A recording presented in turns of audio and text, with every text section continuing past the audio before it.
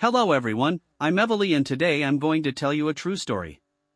Hey Reddit, I'm going through something really heavy and I could use some advice from people who've been through similar situations. I've been married to my wife, Karen, for 12 years now. I'm 31, and she's 51.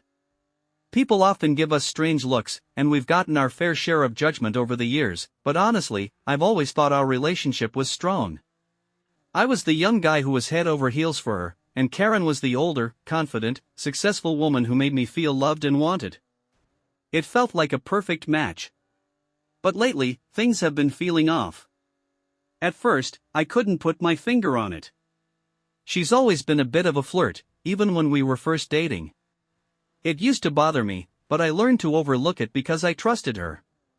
However, recently I noticed she was acting differently, more distant, secretive with her phone, and not as engaged in our conversations.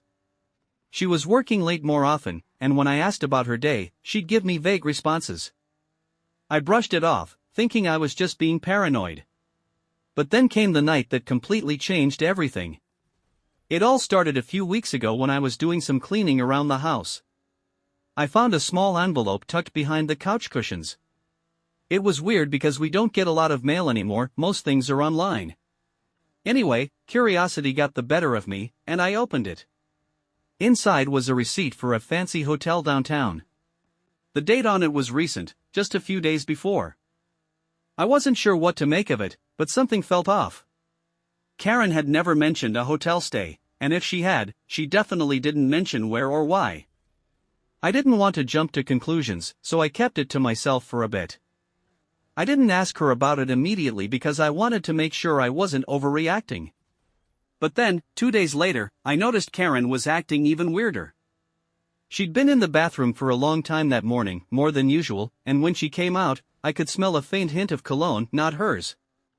I confronted her about it, and she just laughed it off, saying it was from a work meeting. But deep down, I knew something was wrong. I started getting anxious, checking her phone more often, and when she left for work, I couldn't help but feel like I was missing something. It wasn't until a few days later when I finally found what I was looking for, an open text message on her phone. I don't know what I was expecting, but it definitely wasn't what I saw. There, in plain sight, was a conversation between Karen and some guy named Matt. The messages were flirty at first, but then things got much more explicit. They were talking about meeting up, how much they missed each other, and how they couldn't wait to get back to the fun. I had to read it a few times to make sure I wasn't imagining it. That's when it hit me. I was being cheated on. The person I trusted most in the world, my wife, had been lying to me, and not just a small lie, but a huge one. I was in shock, but the worst part? I was terrified to confront her. What if she denied it? What if she somehow twisted it around and made me feel like I was the one who was crazy? But I couldn't just ignore it anymore. I had to know the truth. I couldn't sleep that night. I just kept going over the texts in my mind, replaying them over and over. The anger was building up inside of me, but so was the fear. I knew this conversation with Karen wasn't going to be easy. How do you even start something like that? I mean, this wasn't a casual thing, she had been seeing this guy for who knows how long. But I had to know, so I decided to confront her the next morning. I waited until we were sitting down at breakfast, the two of us alone. Karen was acting normal, like nothing was wrong, which just made my heart race even more. She was humming as she poured her coffee, seemingly oblivious to what I was about to drop on her. I took a deep breath, trying to steady myself. Karen, I started, my voice shaking more than I intended. We need to talk. She looked at me over the rim of her coffee mug, eyebrows furrowing. What's going on? You look serious. I put the phone on the table between us, the text messages still visible. The silence felt like it stretched on for an eternity, but she didn't flinch. She just looked at the phone and then back at me, her expression completely unreadable. Who's Matt? I asked, my voice barely above a whisper. And why are you talking about meeting up with him? Karen's face didn't change. If anything, she looked more annoyed than anything else. Oh, you've been snooping through my phone, she asked, her tone cool and dismissive. Really, Mike? That's how you're going to do this? My heart sank. This wasn't the reaction I expected. I thought she'd be defensive, but not this, calm. Not this nonchalant. I didn't snoop, Karen. I found the receipt. I smelled the cologne. And now I find these messages. Don't lie to me. She rolled her eyes, finally putting her mug down. You know, I don't know why you're making such a big deal about this, she said, her voice dripping with sarcasm. Matt's just a friend. Nothing more. You're reading way too much into it. I felt my blood boil. A friend? The messages were anything but friendly. A friend? You're telling me that these are just friendly texts? Really? How long has this been going on, Karen? She let out a deep sigh, as if she were annoyed with me for not understanding. Mike, I'm tired of this. You've been so distant lately, and I needed something. Someone who actually sees me, who makes me feel desired. You've been too focused on work, too distracted, and I'm just supposed to sit here and pretend nothing's wrong? I couldn't believe what I was hearing. She wasn't even sorry, justifying the affair like it was my fault. My chest felt tight, and I couldn't get a word out at first. Then it hit me, she wasn't just cheating on me, she was making it my problem. You think it's my fault? I finally choked out. You think I made you cheat? I've been working hard for us, Karen. We've been building a life together, and you throw all of that away for some guy? She shrugged nonchalantly, a smug look crossing her face. I didn't throw anything away, Mike. It's just... I don't know, it's just a little fun.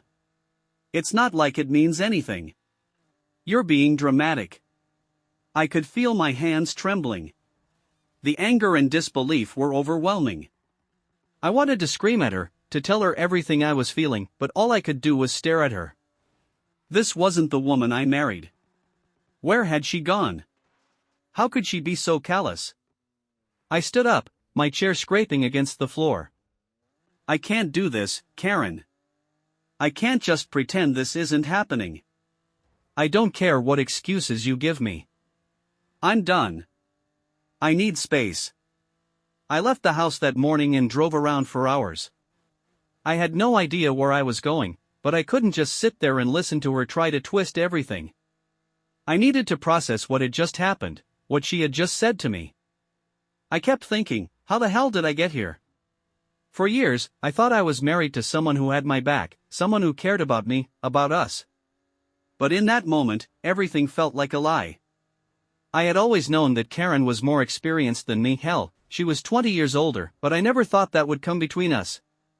Over the years, I convinced myself that our age gap was just a number, that our love was real. And now I realized how naive that had been. I felt stupid, betrayed, like I had been living in a dream that suddenly shattered. I went to my parents' house, not knowing what else to do. I was a mess, struggling to find the right words, but my mom could tell something was wrong immediately. She'd always been able to read me. I told her what happened, every painful detail. She listened patiently, but when I finished, the first thing she said was, "I'm sorry, honey. You deserve better than this." It felt like a punch in the gut. I hadn't even let myself process that yet, deserve better. I still couldn't wrap my mind around the fact that my wife, the woman I trusted, had been sleeping with someone else. How could I even begin to move past this? The anger came in waves, then the sadness. The anger was what I held onto in front of Karen, like a shield. But when I was alone, it was just raw hurt. I had trouble sleeping, trouble eating. Every time I closed my eyes, I could picture Karen with Matt, laughing, enjoying each other's company while I was sitting at home, believing in something that wasn't real. But then came the guilt. The self-doubt. Was it really all my fault? Did I push her away? I had been working long hours, sure, but wasn't that just life? Didn't we both agree we'd build something together, even if it meant sacrifice? But now, she was acting like she had no part in this. Like she wasn't responsible at all for her actions. That's what hurt the most, she wasn't even sorry. Days passed, and I kept going through these emotional highs and lows. I'd wake up, the weight of everything crushing me, and try to keep moving. But every time I saw her, it felt like there was a wall between us. I didn't know how to look at her the same way anymore. It was like everything we'd built, the memories, the love, the promises, had been destroyed, and I was standing on the other side of it, trying to make sense of what was left. The more I thought about it, the more I realized I couldn't just pretend nothing had changed. Karen had broken something in me, and I wasn't sure it could be fixed. Thank you very much. See you in the next video.